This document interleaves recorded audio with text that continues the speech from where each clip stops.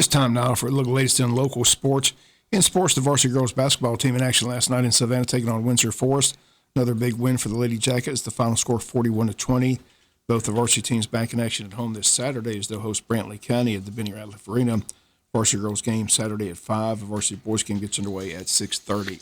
Wayne County wrestling team in action this weekend. They'll be at Effingham County both Friday and Saturday for the Rebel Invitational. They were in action this Wednesday at Glen Academy. Glen Academy won that match by a score of 58-15. Wayne County football team had a tremendous season as they finished 10-3 and went to the Elite Eight. This is part of the season where the coaching staff looks to find landing spots for the seniors. Also gets ready for the banquet in January. WIFO FM had a chance to talk Thursday with head coach Jay Beauchamp to find out what's taking place this time of year with the football team. Coach Jay Beauchamp, the season's over, Coach, but coaches never stop working. What's all taking place behind the scenes right now? Yeah, right now, we had our exit, meeting as a staff, and, I told them the two focus points right now till we get, to Christmas break, because at the time there was only about 3 weeks when we got done, and so really the past 3 weeks, and we got, I guess, a week and 2 days before Christmas break. The two focus points have been grades and recruiting.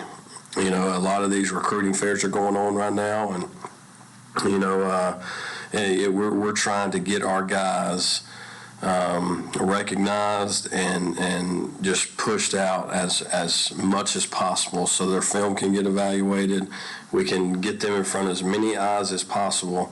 And then obviously the academic piece of it of, we just played a long season and, we just making sure that we're on top of the academic part of things and making sure we end the semester strong, which they've done an awesome job this semester as far as with their grades. And we're just, now it's a time that we can take these 3 weeks to, guys focusing on end of course testing, their final exams, using some extra study hall time, all those things. The two focus areas are grades and recruiting going into Christmas break. So that's what we've been hammering away with for the past three and a half weeks.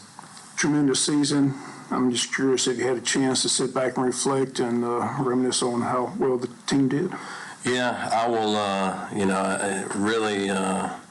Everybody asks me if I watch the state championship games. I'm too competitive to turn it on. I don't watch it because I'd rather be in that game and be a part of it. And so it'll be easier to look back and reflect and restart, kind of breaking down everything once these championship games kind of get done with this weekend. We'll start over Christmas break, offensively, defensively, special teams wise. We'll start doing self-scouts and self-studies and then start putting together a list of, what we got to improve, who we need to go talk to, all those professional development stuff that we will start hitting as a staff, will be immediately when we get back in January. And then for myself as a whole is just seeing how we can continue to take this program to another level. Just like our players, I will always continue to try and learn and see what's the best out there and see how we can tweak and do this or do that to try and, continue to climb the ladder and set us on the right direction. So all of that will begin to happen once kind of Christmas break starts getting here and get through the holidays, and then we're going to be right back at it. We'll start our off-season program and our skill development and offensive line development.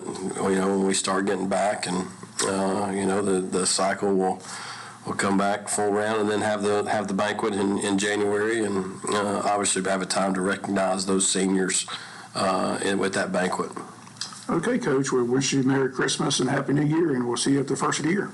Thank you, guys. Appreciate all your support again throughout that awesome season. And man, the sky's the limit for us as a community, as a football program, as a school, just the whole thing. The sky's the limit. And remember, man, don't ever stop believing, never lose the faith. And, just very, very proud of the year that we had. And, it's time to go back to work. We'll enjoy the holidays and enjoy Christmas and enjoy that time to reflect on what we were able to accomplish. And when we get back, it's time to go to work and be ready to make another run. And again, those comments Coach Jay Shaw, Georgia Public TV televising all the state championships this weekend. Today's lineup at 12 noon, the double-A matchup between Thompson and Fitzgerald. 3:30 today, the 4A matchup between BC and Cedartown. And then tonight at 7 p.m. is the 6A matchup between Hughes and Gainesville.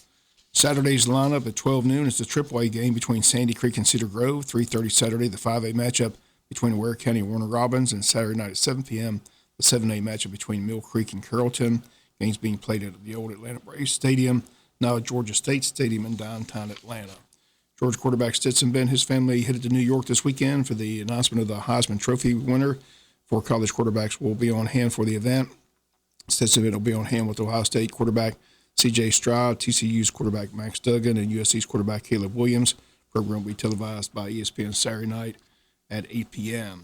Georgia enters the college football semifinal New Year's Eve in Atlanta as they'll meet Ohio State. National Championship game set for Monday, January 9th out in Los Angeles. The award ceremony held last night for NCAA college football. Georgia's Brock Bowers takes home the John Mackey Award, goes to the best college tight end in the country. Bowers had 52 catches for 726 yards and 6 touchdowns this year. USC's Caleb Williams takes home the Maxwell Award for the most outstanding player this year. He's the odds-on favorite to win the Heisman Trophy on Saturday night. NFL football last night, the Rams over the Raiders, 17-16. Baker Mayfield drives the Rams 98 yards in the closing minute for the win. Sunday, the Falcons have the day off, but next Sunday they'll be in New Orleans with a new quarterback as they're benching Marcus Mariota in favor of Desmond Ridder, who they drafted in the 3rd round this past year. Ridder led Cincinnati last year to the college football playoffs. And the Jaguars are in action Sunday. They'll be on the road to Tennessee. That's a 1 p.m. kickoff this Sunday. That's going to do it for latest in local sports.